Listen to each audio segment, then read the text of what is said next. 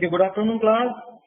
Today we start our next topic, that is a Gaussian mixture model. Okay. Actually, this is a type of unsupervised machine learning algorithm. It comes under the unsupervised machine learning algorithm. All of you know that what is supervised and unsupervised machine learning algorithm. So, in a supervised machine learning algorithm, where a data is well labeled. Okay. So, if you have the labeled data set, then you can say that data is come under the supervised machine learning. But when you have an unlabeled data, okay, so how we can be differentiate, how we can we make a classification, or you can use a clustering to make them in one group. So to handle this problem, there is a one Gaussian mixture model. This is a type of unsupervised machine learning algorithm. Understand in detail how the Gaussian mixture model is work. First, consider this example. In this example, I am showing you a mixture of unlabeled images. So you can see on the screen that there are the number of images, and that images are a combination of the sky, sunset, and the forest. So how we can differentiate these the images into the different types? So to make a cluster of these images, you have to differentiate them in different cluster, or you can call it a grouping. And that's nothing but the Gaussian mixture model. So how we can make this Gaussian mixture model in different groups? Let's see using the one of the famous method or model called as Gaussian mixture model. So as in figure, you can see that it is a collection of images, and there are some similarity between these images also. You can find the similarity. Okay, so manually you can find out there are some similarity in images. For example, in some images, the sun is looking as a red color. Okay, then there is a sky. The sky color is blue, and there is a forest. The forest color is green. So you can roughly say that on the basis of these three colors, that is blue, red, and green, we can differentiate these images into three categories or clusters. Okay, so this is nothing but a Gaussian mixture model clustering. But how it is work and how we can use the Gaussian mixture model and each and everything we will see one by one. So from this image, continue with this image. Now let us consider. I use one of the algorithm, and this algorithm is giving the output like this. There is a 3 histogram. Okay. So how we can say that this 3 histogram is nothing but providing a 3 different models. They are divided into the 3 different models. So first one, consider that last one is called the blue, middle one is the green, and the first one is nothing but the red. And when we categorize or cluster these images, so these images are now divided into the 3 types. For example, the first one is indicating the green color, and its intensity is 0.42.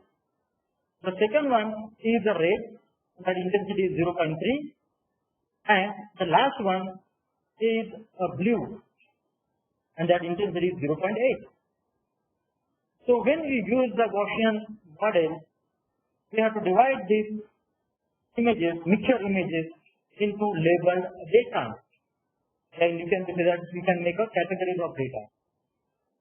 And that is nothing but the clustering.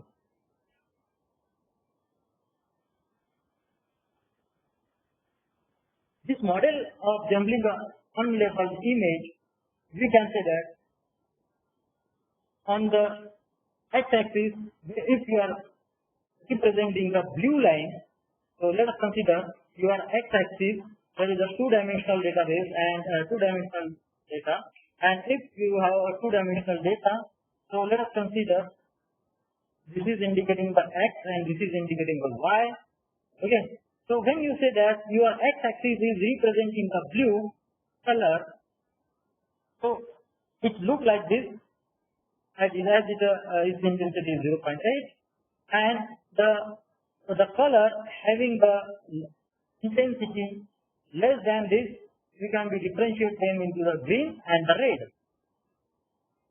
Okay.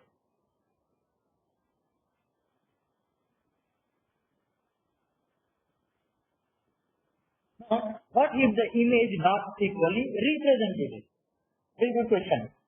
So what happens if the images are not equally represented? So in that case, you can see in a previous example, the green color having the intensity 0.42, but here we can see that the curve is get up and the forest image are very likely in the collection. So in a previous example, you can see that there are few images that are belonging to the forest, that's why they are come to the green color. But in this image, you can see that the image are increases. Okay. So that's why the forest image are very likely in the collection. So the intensity of this green color is get increases. Okay. So in previous one, let us see, in the previous one, here we can say that the blue colored image, that is this one, sky, this is nothing but the sky, this is nothing but the sky, okay, this is a sky. So 1, 2, 3, 4, 5, 6, 7, 8, 9, 10. So 10 images out of this mixture of, let us consider 18 or 15 images. The 10 images are the belonging to the sky. That's why it is a blue color. They are indicating the blue color. Okay. And in the next image, see here we are increasing the forest images. And these images are nothing but 1, 2, 3, 4, 5, 6, 7, 8, 9, 10. So again, these are the and 11. So 11, 12. Okay, there are the 12 images belonging to the forest. That's why its intensity increases. So it is now higher. So the forest images are very likely in the collection. So we can say that in this picture, the images belonging to the forest, that is the green color, are maximum as compared to the sunset and as compared to the sky color. Now, how can make a combination of weighted Gaussian? Associate with a weight, as we have kind of some weight for every picture, for the blue, for the red, for the green. We have make some weight. We are assigned them some weight, and it is represented by the pi. So pi k with each Gaussian component. K is indicating the cluster. So the cluster 1, cluster 2, and cluster 3. So in our example, we have the 3 clusters. That is pi 1, pi 2, and pi 3. It is indicating the blue sky, and green forest, and red color sunset.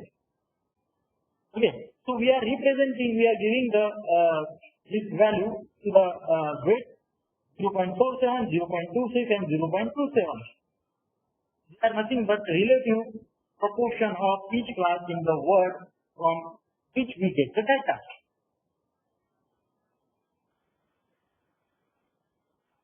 And when we make a combination of these weighted Gaussians, it associates the weight pi k with each Gaussian component, and it is represented as summation of k equal to 1 to k, pi k equal to 1, where k is indicating the size of cluster.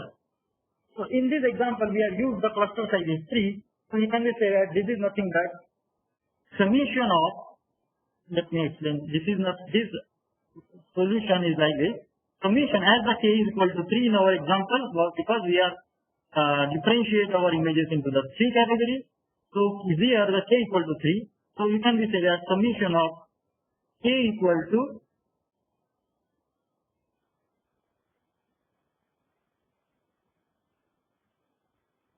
one to 3 I of k. K means just consider k1 plus phi 2 plus phi 3 is equal to 1. Put the value. When I put the values of this phi 1, phi 2, phi 3, so it is nothing but 0.47 plus 0.26 and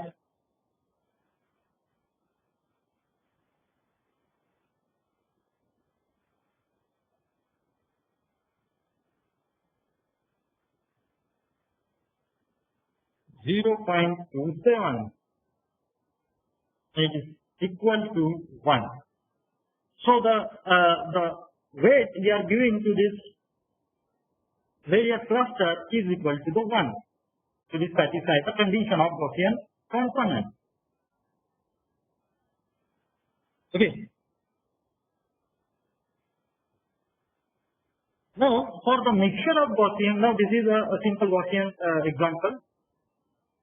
Combination of weighted Gaussian. Now when for the mixture Gaussian, for example 1D, one-dimensional data, each mixture component represents the unique cluster specified by phi k, mu k and alpha k square. Okay, so this is a formula to find out the mixture of Gaussian in one dimension. And this is a mixture of Gaussian for the general purpose.